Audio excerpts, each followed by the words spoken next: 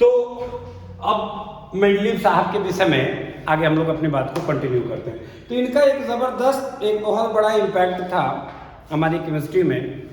और video interruption है तो उसको तो बीच में ऐड करेंगे, कोई इशू नहीं है, सबको बता दें। वहाँ पर जो उन्होंने पीरियोडिक टेबल अपने हिसाब से डिज़ाइन किया, वो भविष्य की वाणी थी, भविष्य की सोच थी। अब तक जितने लोगों ने अपनी अपनी पीरियोडिक टेबल दी, जैसे लगा कि रिसर्च किया है, लेकिन रिसर्च को इस हिसाब से नहीं किया कि 100 साल बाद भी उसमें कमियां न निकाली जा सके। ठीक, जब इन्होंने डिजाइन किया तो इन्होंने आने वाले कई हजार सालों का सपना देखा कि मेरे न रहने के बाद भी इन फ्यूचर जब इसमें मॉडिफिकेशंस देखी जाएंगी, तब कोई ऐसा ना आए जो कहे कि मैंने लोगों को गलत शिक्षा अपने समय में दी थी। मेंडलीव साहब का ये कॉन्ट्रीब्यूशन था। अब देखिए, the main credit for classifying element goes to Dmitri Ivanovich Mendeleev. Mendeleev साहब को सबसे बड़ा मेन क्रेडिट जाता है। एक रशियन केमिस्ट थे। He was most important contributor to the early development of a periodic table. मैंने बताया कि ये बहुत इंपॉर्टेंट व्यक्ति माने जाते हैं, जो जिस तरीके से इन्होंने फंडामेंटल प्रॉपर्टीज को, एटॉमिक मास को और केमिकल प्रॉपर्टीज की सिमिलैरिटी को देखते हुए डिजाइन किया, इनकी अपने आप में सबसे बहुत अच्छी थी, मतलब सबसे अच्छी कंट्रीब्यूशन मानी जाती है। ये इनकी छोटी सी हिस्ट्री है, आप लोग इसको जान लेंगे। When Mendeleev started his work, 63 elements were known. अब यहीं पर आप देखिए, न्यूलैंड के पास कितने एलिमेंट्स थे? 56। सही है। जब इन्होंने काम शुरू किया तो ऑलरेडी इनके पास 7 एलिमेंट्स एक्स्ट्रा आ चुके थे। यानी ये एक बहुत बड़ी चीज है कि न्यूलैंड फ्लॉप हो गए, उनकी बात फ्लॉप हो गई। इन्होंने जब स्टार्ट किया तो 63 एलिमेंट्स इनके पास थे। चलिए हम आपको एक एक लाइन मार्क करके बताते हैं, चूंकि एनसीईआरटी है तो हर लाइन बहुत इंपॉर्टेंट होता है इसका। अब देखिए, तो जब इन्होंने अपना काम शुरू किया था 63 एलिमेंट्स उस समय थे। He examined the relationship between atomic masses of the elements and their physical and chemical property। एक बहुत अच्छी चीज, इससे पहले एटॉमिक मास का आधार लेकर के लोग करते थे, लेकिन किसी ने फिजिकल केमिकल प्रॉपर्टीज पर बहुत ज्यादा ध्यान नहीं दी। लेकिन मेंडलीव साहब ने न सिर्फ उनके एटॉमिक मास को आधार लेते हुए, बल्कि उसके साथ इन्होंने फिजिकल और केमिकल प्रॉपर्टीज को भी पढ़ा, देखा, समझा। शायद यही कारण है कि इनकी पीरियोडिक टेबल बनाई जो गई थी, आज तक वो गलत साबित नहीं हुई। तीसरा line, among chemical properties Mendeleev concentrated on the compounds form by elements. अर्थात न सिर्फ ये फिजिकल और केमिकल प्रॉपर्टीज, बल्कि आगे जाकर के इन्होंने, मेंडलीव ने उन कंपाउंड्स पे भी अपने दिमाग को एकाग्रचित किया, अपने दिमाग को सोचा, केंद्रित किया कि जो ये एलिमेंट्स हैं, वो जो कंपाउंड बना रहे हैं ऑक्सीजन के साथ, हाइड्रोजन के साथ, वो कैसे बना रहे हैं? क्या वो हाइड्राइड बना रहे हैं कि नहीं बना रहे हैं? क्या वो ऑक्साइड बना रहे हैं कि नहीं बना रहे हैं? क्योंकि मान लीजिए कि मैं एक एलिमेंट हूं और आप एक एलिमेंट है और सामने ऑक्सीजन है, हम दोनों उससे टकराए कि नहीं, हम दोनों ने अपना अपना कंपाउंड बनाया कि नहीं, ये सारी चीजें हमारी केमिकल प्रॉपर्टीज के अंतर्गत आती है। यानी कि इन्होंने केमिकल प्रॉपर्टी, फिजिकल प्रॉपर्टी, उनकी एटॉमिक मास और उनके बनाए गए कंपाउंड्स को भी ध्यान में रख करके अपने पीरियोडिक टेबल को डिजाइन किया। आगे देखिए, he selected hydrogen and oxygen as they are very reactive and formed compound with most elements. अब दूसरा प्रश्न यहीं पर उठता है कि why did Mendeleev selected oxygen and hydrogen for his experiment or designing his periodic table? You will explain the answer in such a way that we know that oxygen and hydrogen are the elements which are very reactive in nature and they form maximum number of compounds with maximum number of elements. So Mendeleev Sahab selected oxygen and hydrogen as his part of experiment while designing his periodic table. बड़ा simple सा था, अंग्रेजी में सिर्फ इतना बोल गए कि साहब ने डिजाइन करते वक्त ऑक्सीजन हाइड्रोजन को इसलिए चुना क्योंकि ये जानते थे कि ऑक्सीजन हाइड्रोजन बहुत हाईली रिएक्टिव है, मैक्सिमम एलिमेंट्स के साथ जुड़ करके अपना कंपाउंड बना लेता है। ये एक बहुत बड़ा कारण था। तो बच्चों इसमें देखिए 3-4 प्रश्न हैं। अगर आप इसको कहते हैं इन टेक्स्ट क्वेश्चन कहा जाए, इस टेक्स्ट को पढ़ के इसमें से अगर क्वेश्चन निकाला जाए तो 4 क्वेश्चन तो आपके निकल गए इसी में। जैसे पहला कि जब उन्होंने काम शुरू किया था तो कितने एलिमेंट्स थे? 63। दूसरा, इन्होंने किस चीज के बीच में रिलेशनशिप स्टेब्लिश किया था? एटॉमिक मास और केमिकल फिजिकल प्रॉपर्टी को दोनों के बीच में रिलेशनशिप स्टेब्लिश किया था। इन्होंने किस चीज पर सबसे ज्यादा फोकस किया अपने में? तो कंपाउंड्स में फोकस किया, वो कंपाउंड्स जो ऑक्सीजन और हाइड्रोजन के साथ रिएक्ट करके बन रहे थे। चौथा प्रश्न एक बार फिर, इन्होंने ऑक्सीजन हाइड्रोजन क्यों चुना? इन्होंने ऑक्सीजन हाइड्रोजन इसलिए चुना क्योंकि वो बहुत हाईली रिएक्टिव होते हैं और मैक्सिमम नंबर ऑफ कंपाउंड्स बनाते हैं। ठीक है बच्चों, अगला देखिए। अब देखिए क्या, कहां चला गया? Basic property. अब देखिए, the formula of hydride and oxide formed by an element were treated as one of the basic property of an element for his classification. अब सपोज कि मान लीजिए कि कोई एलिमेंट है, ठीक। अब जैसे यहां पे इन्होंने ये सोडियम हाइड्राइड और ये सोडियम ऑक्साइड, बाद में बैलेंस करते हैं, आगे पीछे डिजिट छोड़िए, या हम लोग इन्होंने लिख दिया कैल्शियम ऑक्साइड। ये इनके लिए ये जरूरी था इस रिलेशनशिप में कि क्या दो एलिमेंट अपना ऑक्साइड बना रहे हैं, क्या वही दो एलिमेंट फिर बाद में अपना हाइड्राइड भी बना रहे हैं कि नहीं बना रहे हैं, कि क्या सिर्फ ऑक्साइड ही बना रहा है, हाइड्रोजन से वो दूर है, और अगर हाइड्रोजन से दूर है तो क्यों दूर है, ऑक्सीजन के करीब है तो क्यों करीब है। ऐसा हो सकता है कि वो ऑक्सीजन और हाइड्रोजन दोनों के निकट जाने की प्रॉपर्टी रखता हो। ये एक उनकी सिमिलैरिटी लेने का एक अपना तरीका था। अच्छा देखिए, अगर आप भी गर्मी में रह सकते हैं और हम भी गर्मी में रह सकते हैं, अगर आपका भी रंग काला हमारा भी रंग काला है, अगर आपकी भी बोली भोजपुरी हमारी भी बोली भोजपुरी है, तो तीसरा कोई व्यक्ति जो हमें दूर से ऑब्जर्व करेगा वो ऑटोमेटिक हमारी क्वालिटीज को जान जाएगा कि लगता है एक ही घर के हैं, एक ही समाज के, एक ही परिवार के। सही या गलत? ऐसे अगर हम चार लोग यहाँ खड़े हों, चारों चार, एक धोती कुर्ता पहन के खड़ा है, एक कुर्ता पैजामा पहन के खड़ा है, एक शेरवानी पहन खड़ा है, एक जींस टी शर्ट पहन के खड़ा है, चारों के चार चेहरे का रंग है, चारों की चार तरह की बोली, तो कोई कह देगा लगता है ये वहाँ का है, ये वहाँ का, ये वहाँ का, ये वहाँ का। लेकिन चारों अगर विभिन्न कपड़ों में भी एक दूसरे के साथ हंस के बात करते रहे और समान तरह की चीज़ों पर उनका आकर्षण हो, समान तरह की चीज़ों को खाना पसंद करते हो, समान तरह की बोली उनको पसंद आती हो, एक जैसा उनका नेचर और बिहेवियर हो, तो लोग भले कहेंगे कि भले चार जगह लगता है किसी पार्टी से आ रहे हैं, चारों आसपास के ही हैं। देखो समझ में आया बात? मेंडलीव साहब ने कुछ इसी तरीके से एलिमेंट्स को देखा, जब अलग अलग उनका दूसरे एलिमेंट से जब उनको टकराया और जब कंपाउंड्स बनने लगे और उन कंपाउंड्स का नेचर उन्होंने देखा कि भाई देखिए मेटल ऑक्साइड्स, जैसे हम लोग बोलते हैं मेटल ऑक्साइड, तो मेटल में कुछ भी हो सकता है, लेकिन अल्टीमेटली एक वर्ड हमने बोला ऑक्साइड, बोला ना। तो इन्होंने इस तरह से ये प्रॉपर्टी को अपने दिमाग में लिया कि नहीं ये एक बहुत अच्छी प्रॉपर्टी हो सकती।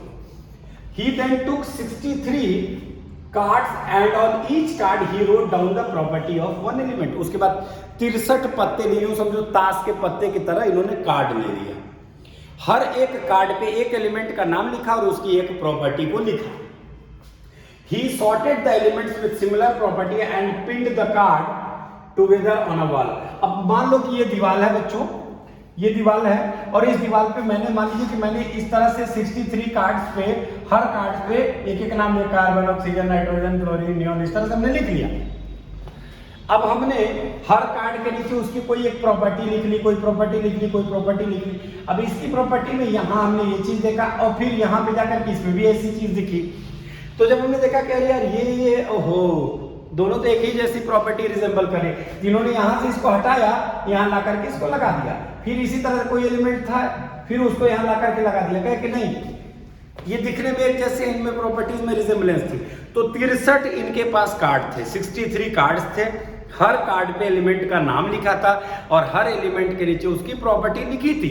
अब उस प्रॉपर्टीज में से इन्होंने छांटना शुरू किया, छांटते छांटते इनको कुछ ऐसे एलिमेंट्स दिखे जिनमें प्रॉपर्टीज में रिजेंबलेंस था, उन्होंने उसको दीवार पर एक लाइन से पिन कर दिया। इस तरह से उन्होंने 63 एलिमेंट्स को अलग अलग जगह पे कैटेगराइज कर दिया। आगे देखिए, फिर उन्होंने पिन कर दिया, यहाँ पे आ गया, he observed that most of the element got a place in a periodic table were arranged in order of their increasing atomic mass। जैसे ही उन्होंने ये पिन वाली प्रक्रिया दीवार पे की, उन्होंने देखा कि अरे यार ये तो according to their increasing atomic mass खुद ब खुद अरेंज हो गए। आधार था फिजिकल और केमिकल प्रॉपर्टी का, लेकिन जो जब इन्होंने अरेंज किया उसको प्रॉपर्टीज को देखते हुए, तो बाद में उन्होंने देखा कि they are exactly arranged in their increasing atomic masses, and ये रिलेशनशिप इनकी स्टैब्लिश हो गई। आगे देखिए, it was also observed that they occur in a periodic recurrence elements with similar physical and chemical properties. अर्थात इन्होंने एक चीज और देखा कि कुछ समय के अंतराल के बाद कुछ elements with similar properties repeat हो रहे हैं, ये आज भी है। Mendeleev formulated a periodic law which states that the property of elements are the periodic function of their atomic masses. याद कर लो, what was the main, कह सकते हैं कि main motive of his periodic table, या what was the main observation of Mr. Mendeleev in his periodic table. तो आप बोलेंगे according to his periodic law the property of elements are the proper periodic function of their atomic masses. अर्थात किसी चीज उनकी जो atomic mass होती है उसकी जो पीरियोडिक फंक्शन होती है वही उनका मूलभूत आधार होता है। ये लाइन बच्चों एकदम समझ लीजिए कि बहुत ही ज्यादा जरूरी, यहां से इसको मैं ये करके अलग कलर से कर देता हूं, इस लाइन को बिल्कुल याद रखिएगा, विच स्टेट दैट, यहां तक ये वाला लाइन आपको बिल्कुल दिमाग में बिठा लीजिए, एकदम ये line most most most important है। और मैं गारंटेड कह सकता हूं टर्म 2 में ऐसा हो नहीं सकता है कि मेंडलीव से जुड़ा क्वेश्चन ना आए। आज तक किसी भी साल बोर्ड के इतिहास में, सीबीएसई बोर्ड के इतिहास की बात कर रहे हैं, यूपी बोर्ड की, अन्य स्टेट बोर्ड की इतिहास की बात कर रहा हूं, केमिस्ट्री आया हो और मेंडलीव साहब से रिलेटेड एक क्वेश्चन ना आया हो, ऐसा आज तक नहीं हुआ है और ना होगा। ये मेरी भविष्यवाणी है और सत्य होगा, ये आप फिर देखिएगा। अब चलिए हम लोग आगे के पड़ाव पे चलते हैं। लोग देखिए, ये था हमारे पूजनीय सम्माननीय मेंडलीव साहब का पीरियोडिक टेबल। अब देखिए यहाँ पे इन्होंने देखिए ऑक्साइड हाइड्राइड की बात कर दी है। देखिए इस एलिमेंट के साथ formula RH, RH2, RH3, RH4, R क्या है, एक अल्काइल ग्रुप है। R क्या होता है, अल्काइल ग्रुप है, कंफ्यूज होने की कोई जरूरत नहीं है, वहां कुछ भी। अब देखिए इन्होंने ये अपने, ये देखिए इनका पीरियड था 6 पीरियड उस समय में, और ये तकरीबन उस समय में 8 ग्रुप इन्होंने किया था, जो कि फर्दर वो बढ़ करके आज के डेट में 18 ग्रुप्स हैं और 7 पीरियड्स। वो तो एलिमेंट बढ़ेगा तो ग्रुप बढ़ेगा। इसको अगर सरल भाषा में समझाऊं तो आज मैंने एक संस्था डिजाइन की जिसमें 50 बच्चे हैं, उसके लिए मुझे 2 रूम की जरूरत है। कल मेरे पास 500 बच्चे होंगे तो 20 रूम की जरूरत पड़ेगी, और उसी हिसाब से हम सेक्शन का डिवीजन भी करते हैं, A1 A2 B1 B2 C1 C2। उसी प्रकार से मेंडलीव साहब ने एक प्रॉपर नींव बना दी पीरियोडिक टेबल की, और आज जो कुछ भी हमारे सामने दिख रहा है ये सिर्फ उसी में इनोवेशन किया हुआ है और कुछ भी नहीं। इन्वेंशंस के लिए कोई खास जगह बची नहीं, इन्होंने काफी कुछ कर दिया। अब देखिए बच्चों, देखिए इन्होंने ये दीवार को कुछ ऐसे ही पिन किया था, hydrogen, lithium, sodium, potassium, rubidium, calcium को एक साथ इन्होंने पिन किया था। आप ध्यान से देखिए बढ़ते हुए एटॉमिक क्रम में है कि नहीं, 1 6 22 39 85 132, एक बहुत बड़ा आधार था। फिर दूसरी जगह देखिए beryllium, magnesium, calcium, strontium, barium, ये देखिए आज के डेट में भी एक जगह है, एक जैसे है बढ़ते क्रम में। फिर देखिए boron, aluminium, scandium, uranium, lithium, सारे यहां से लेकर के आप देखिए फ्लोरीन, क्लोरीन, ब्रोमीन, आयोडीन आज भी हैं, जिसे हम लोग हैलोजन फैमिली कहते हैं ना। तो ये देखिए जैसे इन्होंने अरेंज किया, कोई छेड़छाड़ नहीं। अब आपके मन में प्रश्न उठना चाहिए, सर ये सब जगह खाली है, ये सब जगह खाली है, क्यों खाली है? तो उसका जवाब इनकी ही लॉ में आगे दिया गया है कि इन्होंने कहा कि आज मैं जिन जगहों को छोड़ रहा हूं, इन जगहों पे भविष्य में कुछ नए एलिमेंट्स आएंगे और अपने जगह पर आकर के बैठ जाएंगे, और इस तरह से आपका आने वाले समय में पीरियोडिक टेबल आपका कंप्लीट हो जाएगा। अच्छा, Mendeleev periodic table was published in German journal in 1872। इनकी पहली बार पीरियोडिक टेबल 1872 में एक जर्मन जर्नल में, एक पत्रिका में छापी गई। In the formula for oxides and hydrides at the top of the column the letter R is used to represent any element in the group। कोई भी एलिमेंट को उस ग्रुप में है जो भी है। Note the way formula are written। For example, the hydride of carbon is CH4 is written as RH4। तो R की जगह का मतलब क्या है? कार्बन की जगह कुछ और भी हो सकता है। क्यों NH3 नहीं होता? क्या नाइट्रोजन हाइड्रोजन के साथ कंबाइन करके अमोनिया नहीं बनाता? अमोनियम नहीं बनाता है ना। तो उन्होंने कहा कि मैं यहाँ RH4 लिख देता हूं, इससे कोई मैटर नहीं है कि वहां पे वो कार्बन होगा कि हाइड्रोजन होगा कि ऑक्सीजन होगा या जो भी होगा, ये ऊपर की बात है, ठीक। एंड ऑक्साइड की जगह उन्होंने RO2, वही बात है, RO2 ही हो गया वहां पे वो कम। अब देखिए इनके अचीवमेंट्स की बात करते हैं। While developing the periodic table इसको एक बार फिर से हमको आपको हर लाइन को अंडरलाइन करते हैं, ध्यान से पढ़िएगा। While developing the periodic table, there were few instances where Mendeleev had to place an element with a slightly greater atomic masses before an element with a slightly lower atomic masses. कई जगह पे research करते वक्त उनको कुछ elements जिनके atomic number high थी या लो थी, अपने एक्सपेरिमेंट को कंटिन्यू करने के लिए उनको आगे पीछे उसको करना पड़ा। ये होता है जैसे अगर मैं ये घर बना रहा हूँ, दीवार बना रहा हूँ, तो हो सकता है कि दीवार को आगे पीछे करने के क्रम में जो ब्रिक्स हैं, जो ईंटें हैं, उनकी अरेंजमेंट कभी वर्टिकल हो सकती है या हॉरिजॉन्टल हो सकती है, ताकि उस दीवार को प्रॉपर फिनिश मिले। तो इनकी पीरियोडिक टेबल को प्रॉपर फिनिश मिले, इसलिए इन्होंने कहीं ऐसी घटनाओं की बात है कि जहां पर उन्होंने कुछ स्लाइटली ग्रेटर एटॉमिक मासेस वाले एलिमेंट्स को लोअर वालों के पहले लगा दिया था। देखने में तो गलत है कि इस तरह से समझिए कि 4 के पहले इन्होंने 5 लगा दिया, जबकि 4 के बाद 5 होता है। लेकिन ये क्यों हुआ? ताकि ये अपनी पीरियोडिक टेबल के उस एक्सपेरिमेंट को सक्सेसफुली लोगों के सामने ला सके। और अभी आपको इसका आगे एक एग्जांपल भी बहुत सुंदर मिलेगा, देखिए।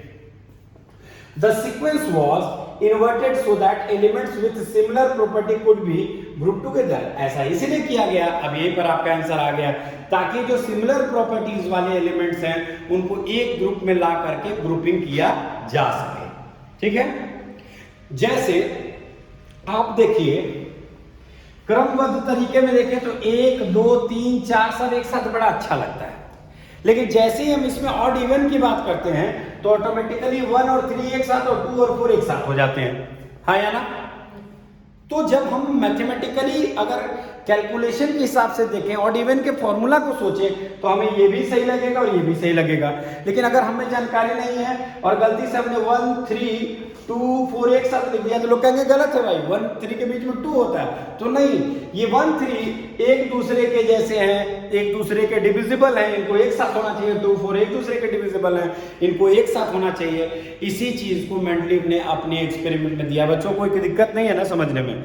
मतलब एटॉमिक मास का लिहाज इन्होंने रखा, केमिकल प्रॉपर्टी, फिजिकल प्रॉपर्टीज को पढ़ा, लेकिन उसके बावजूद भी इनका एक मकसद था कि लोगों को सही ज्ञान मिले। और सही ज्ञान देने के लिए कई बार ऐसा होता है कि हम कुछ उल्टे पलटे एक्सपेरिमेंट्स करते हैं जो लोगों को शुरुआत में ऑकवर्ड लगते हैं, ऑड लगते हैं, लेकिन बाद में जब एक्सपेरिमेंटली वो प्रूव हो जाते हैं तो दुनिया उनको सलाम भी करती है।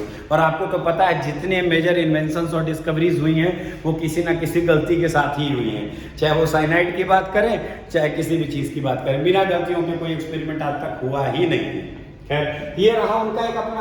अब देखिए इसमें देखिए क्या है, फॉर एग्जाम्पल कोबाल्ट, उसका एटॉमिक नंबर कितना, मास कितना था? 58.9। माइंड में सेट करो, कोबाल्ट का कितना था? 58.9 अपीयर्ड बिफोर निकल, निकल का था 58.7।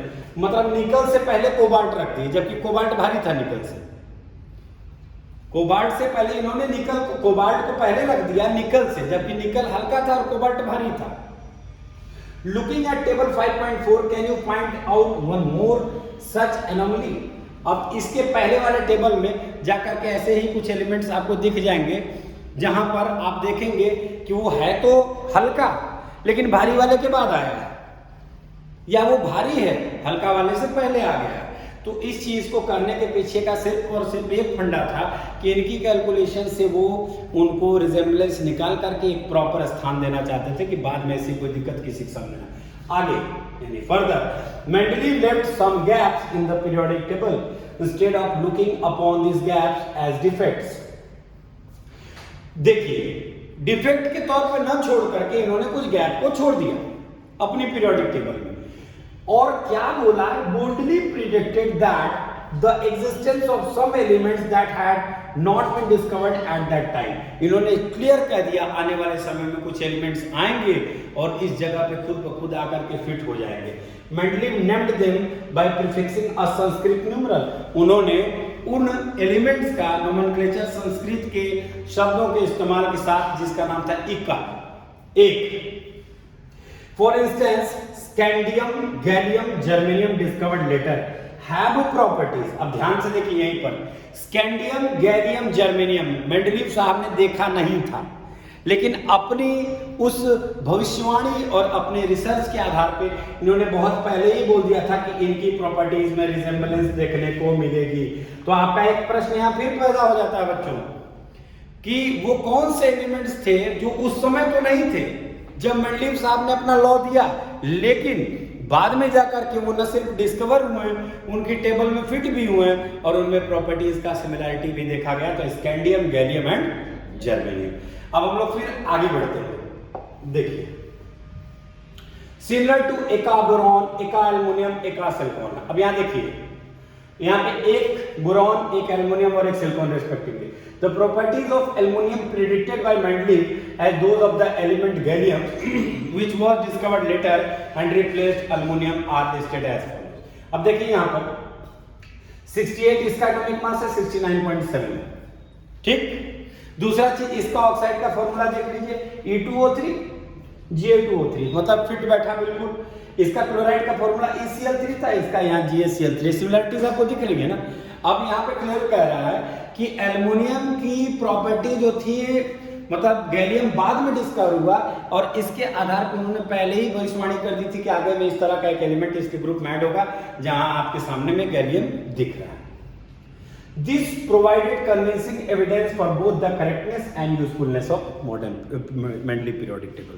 अर्थात बिल्कुल क्लियर है, जैसे एल्युमिनियम तो था, एल्युमिनियम देखिए था, आपने अगर ध्यान से ना देखा हो तो देखिए एल्युमिनियम था यहाँ, लेकिन यहाँ गैलियम नहीं दिख रहा है। लेकिन भविष्य में गैलियम आया, कहां गैलियम है इसमें, देखिए है, देखिए बताइए। ओहो, बात नहीं सुनी। ये वाला ना गैलियम, ये देखिए, ये प्रेडिक्टेड नहीं था, ये फिटेड है आपके सामने। मतलब उस समय कहां डिस्कवर हुआ था, मेंडलीव ने इसको थोड़ा डिस्कवर किया। इन्होंने कहा कि इसी ग्रुप में भविष्य में जाकर के इस तरह का एक एलिमेंट डिस्कवर होगा जो आकर के इसमें फिट बैठ जाएगा। उस समय स्कैंडियम था लेकिन गैलियम नहीं था। इसको प्रूफ करने के लिए यहां पर ये लाइन आपको दिया गया है क्लियरली, पढ़िए। दो properties of eka aluminium predicted by Mendeleev and those of the element gallium which were discovered later and replaced eka aluminium. बाद में जाकर के जो उस समय में गैलियम नहीं था वो आया और इनके प्रेडिक्शन के हिसाब से वो करेक्ट भी प्रूफ हुआ और उसने एल्युमिनियम को रिप्लेस किया और उस जगह पे जाकर के खुद फिट होकर के बैठ गया। आपको पता होना चाहिए कि आज के हिसाब से, आज के समय में पीरियोडिक टेबल जो अब का आप देखेंगे वहां गैलियम को, तो वो देखिएगा कि उनके पुराने पीरियोडिक टेबल के हिसाब से एल्युमिनियम को रिप्लेस कर चुका है। आज एल्युमिनियम का स्थान कहाँ, उसका मास कितना है आज के डेट में बताइए। 13 उसका एटॉमिक नंबर है और मास 27 क्या अप्रॉक्स है। और आज देखो उस समय मास क्या था, चेंजेस आपको साफ तौर पे दिख रहे होंगे, दिख रहे हैं ना। अच्छा, अब यहाँ पर देखिए, यहाँ पे इसको ये कहाँ दिखा रहा है, ग्रुप 3 में एलिमेंट में दिखा रहा है। उस समय का तो ग्रुप 3 ही था। आज के डेट में देखिए कहाँ एल्युमिनियम आज के मॉडर्न पीरियोडिक टेबल में। तो इनका ये कहने का मतलब था, यहां से इसका रिसेम्बलेंस कर रहा है। एक समय के बाद ये इस जगह को आएगा, फिट होकर के बैठ जाएगा। और आप जैसा कि यहाँ दो एलिमेंट्स को देख रहे हैं, 4th सीरीज 2nd सीरीज करके देख रहे हैं ना, तो आज तो ऐसी पीरियोडिक टेबल है नहीं आपके पास, आज तो सब सेपरेट है। ऐसे है क्या कहीं आयरन कोबाल्ट निकल एक साथ है, कहीं छिटक गए, बहुत दूर दूर चले गए, अलग अलग ग्रुप में चले गए। उस समय मेंडलीव साहब ने अपने ग्रुप में इसको ट्रांजिशन सीरीज में इसको रखा, लेकिन आज ये एप्लीकेबल नहीं है। मैं ये नहीं कह रहा हूं कि इनका बनाया गया हर चीज सही था, कुछ जगह पे मिस्टेक्स हुए तभी ना आज मॉडर्न पीरियोडिक टेबल आए, लेकिन ऑलमोस्ट जो चीजें जैसे थी वैसे ही आज भी देखने को मिल जाती है। जैसे गैलियम की बात हो रही थी, तो ये आपका एक प्रॉपर आपका गैलियम की बात हो गई। यहाँ देखिए ना लिखा for instance scandium, gallium, germanium discovered letter. यहाँ पे ये लाइन क्यों लिखा गया, तो उस समय ना स्कैंडियम था, ना गैलियम था, ना जर्मेनियम था, लेकिन आज वो है and property similar to aluminium, यानी कि एल्युमिनियम से सिमिलर उनकी आज के डेट में प्रॉपर्टीज देखी जाती है और शायद उसी ग्रुप में उनको स्थान भी मिल गया है। अब देखिए दिस प्रोवाइड, इससे इनके करेक्टनेस का पता चला। Further it was extraordinary success of Mendeleev prediction that led chemist not only to accept his periodic table but also recognise him. इन्होंने इतना अच्छा एक्सपेरिमेंट किया कि बाद में जो केमिस्ट है न सिर्फ उन्होंने इनकी पीरियोडिक टेबल को पढ़ा बल्कि इसको मानकर इससे ज्ञान हासिल करके इसको मॉडिफाई करने में लग गए। उन्होंने ये नहीं कहा कि ये गलत है, इससे पहले जितना आया था सब लोग कहते थे गलतियां हैं, कमियां हैं, खामियां हैं, लेकिन जब इनकी पीरियोडिक टेबल को देखा गया तो लोगों ने क्लियरली कह दिया कि कमियां खामियां हो सकती हैं लेकिन गलत नहीं है, हम लोग इसको पूरी तरह से एक्सेप्ट करते हैं। ये इनकी बहुत बड़ी अचीवमेंट थी। और अचीवमेंट क्या है, आज के डेट में आपके पीरियोडिक टेबल में इनको मेंडेलियम के नाम से इनको कंट्रीब्यूशन भी दिया गया है, एक एलिमेंट को नाम दिया गया है मेंडेलियम, बहुत बड़ी चीज़ है, 108 पे है, बहुत बड़ी, 101 108। अब देखिए further it was extraordinary success of Mendeleev prediction that led जो भी ये भी। फिर देखिए यहाँ पे कह रहा है noble gases like helium, neon, argon have been mentioned in many conflict before this. These gases were discovered very late because they were very inert and present in extremely low concentration in our atmosphere. उस समय में, आज आपके सामने में inert gases दिखते हैं लेकिन उस समय में हीलियम आर्गन की बात की जा रही, वो नहीं थे लेकिन इतनी कम मात्रा में हमारे एटमॉस्फेयर में थे कि उस समय में कोई इनको डिस्कवर नहीं कर पाए। लेकिन आज आपको पता है कि न सिर्फ ये डिस्कवर हो चुके हैं बल्कि ग्रुप 18 की शोभा भी बढ़ा रहे हैं, जिसे हम लोग इनर्ट गैस फैमिली कहते हैं। ग्रुप 18 आज की पीरियोडिक टेबल, ठीक है, समझ में आ रहा है। अब देखिए तो फिर ये फर्दर था। अब इनकी लिमिटेशंस की बात करें, चलिए अच्छाइयाँ तो हम लोग बहुत जान गए, लिमिटेशंस की बात करते हैं। Electronic configuration of hydrogen resembles that of alkali metals like alkali metal hydrogen combines with halogens, oxygen, sulphur to form compound having similar formula as shown in this examples. इन्होंने जो कुछ फार्मूला डिजाइन किया था उस हिसाब से अगर देखा जाए तो हाइड्रोजन भी ऑलमोस्ट क्लोरीन से, ऑक्सीजन से, सल्फर से सबसे रिएक्ट करता है। ऐसी स्थिति में वो अल्कली मेटल की तरह बिहेव कर रहा था, जबकि ऐसा है नहीं। पहला पॉइंट आपको समझ में आ गया। हाइड्रोजन इनके बताए गए फॉर्मूला के हिसाब से सोडियम के भी साथ रिएक्ट कर रहा है किसी के साथ, मतलब इन्होंने कहा कि जो सोडियम के कंपाउंड है, जो हाइड्रोजन का कंपाउंड है, वो ऑलमोस्ट देखा जाए तो प्रॉपर्टी आपके सामने सिमिलर है, HCl NaCl, H2O Na2O, H2S Na2S। क्या अंतर आपको दिख रहा है? कुछ नहीं। यानी कि यहाँ पर ये देखिए इन्होंने कि अल्कली मेटल की ही तरह, जैसे सोडियम क्या था, अल्कली मेटल था, सोडियम क्या था क्या है, अल्कली मेटल है। अब ये अल्कली मेटल जिस तरह के कंपाउंड बना रहा है उसी हिसाब से हाइड्रोजन भी बनाने लगा।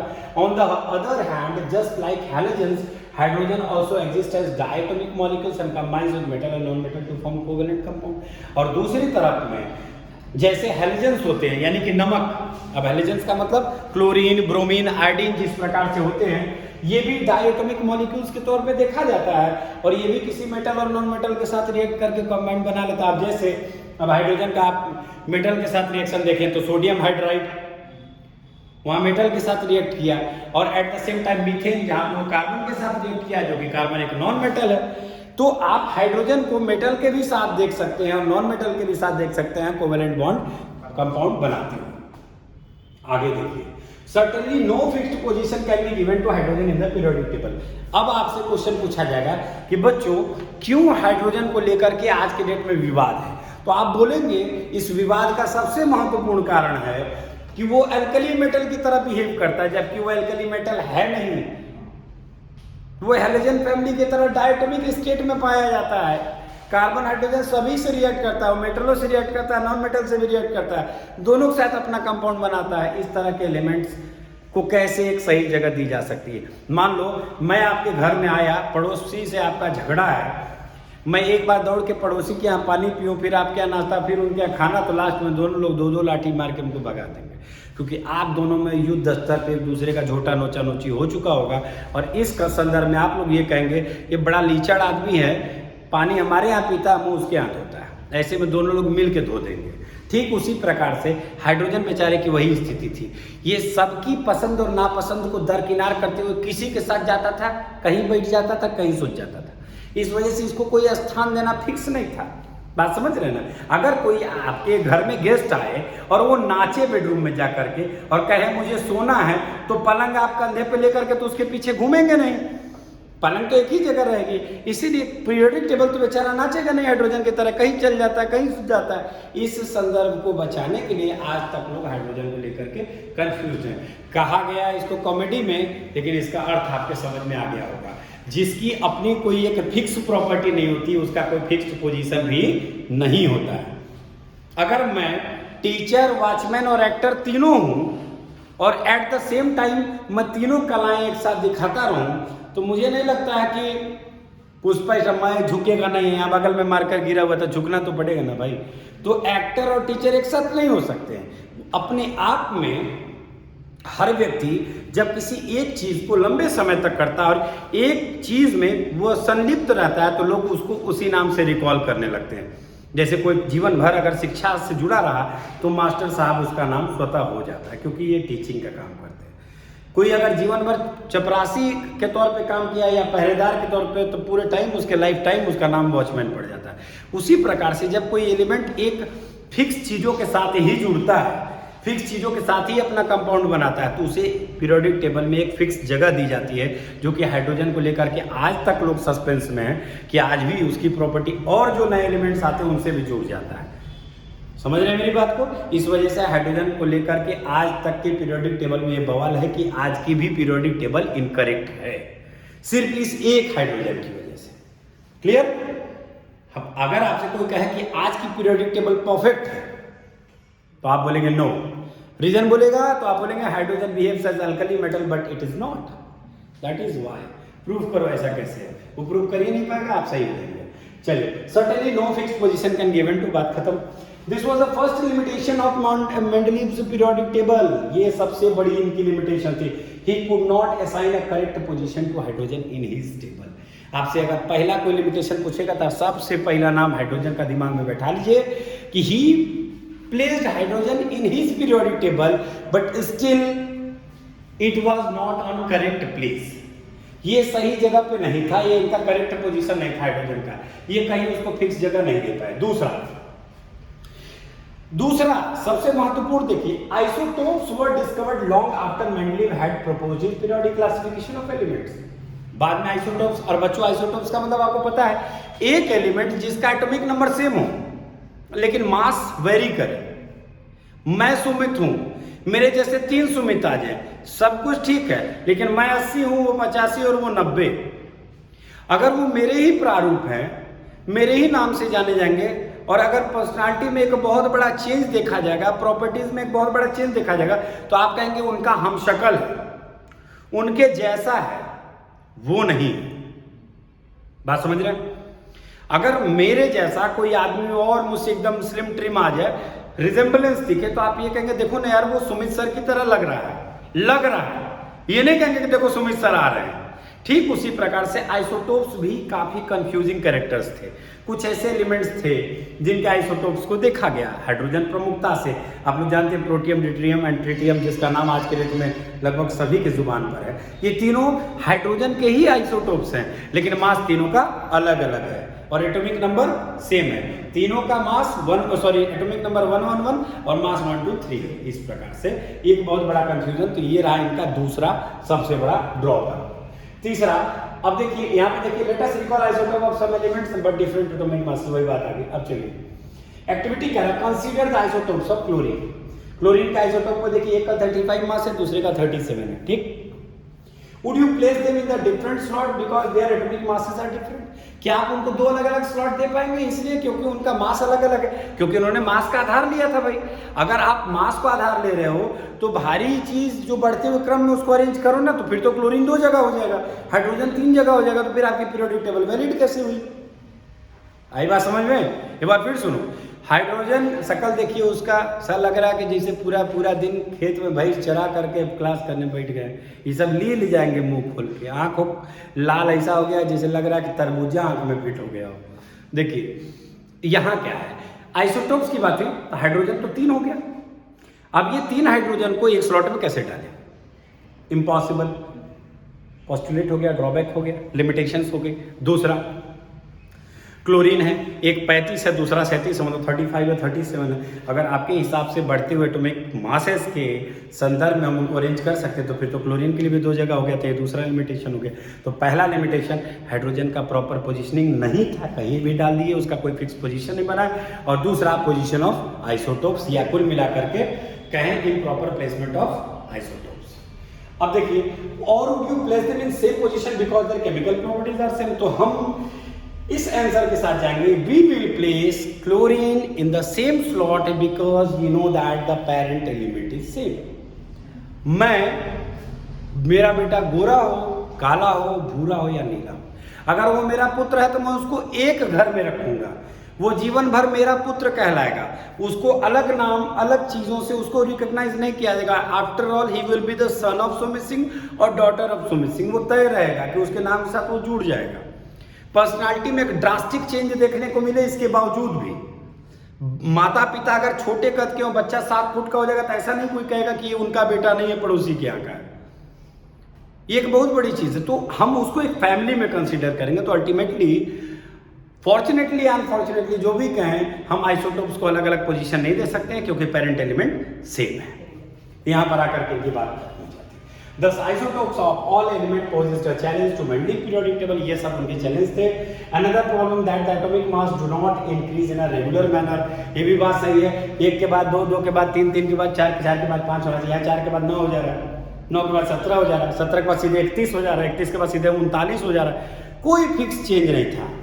अब कोई अगर कैलकुलेशन लगाए कि पीरियोडिक टेबल में ना स्क्वायर में चलता है, 2 का स्क्वायर 4, 4, 4 का स्क्वायर 16, 16, 16 का स्क्वायर 64, ऐसे मतलब 256 सॉरी 256 होता है। अब इस तरह से कोई करे तो ऐसा भी नहीं है। कोई कहे कि उसका क्यूब चल रहा है, वो भी नहीं है। कोई कहेगा कि 2 जोड़ करके 2 घटा 2, ऐसा चलो, कोई पैटर्न फिक्स है ही नहीं। ऐसी स्थिति में रेगुलर मैनर में एटॉमिक मास क्यों नहीं बढ़ा, ये भी एक प्रश्न आप बोल सकते हैं कि why there was a huge interval और change in the number of और sorry in the atomic masses of different elements, they were not in the sequence, proper sequencing नहीं थी। इस प्रकार से बच्चों यह आपका टॉपिक खत्म होता है। अब हम लोग आएंगे मॉडर्न पीरियोडिक टेबल की तरफ अगली वीडियो में, और फिर बाद में हम सारी वीडियो को मर्ज भी कर देंगे।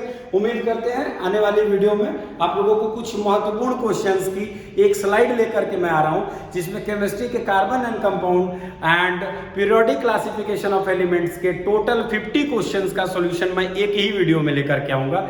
बने रहिएगा चैनल के साथ। नमस्कार।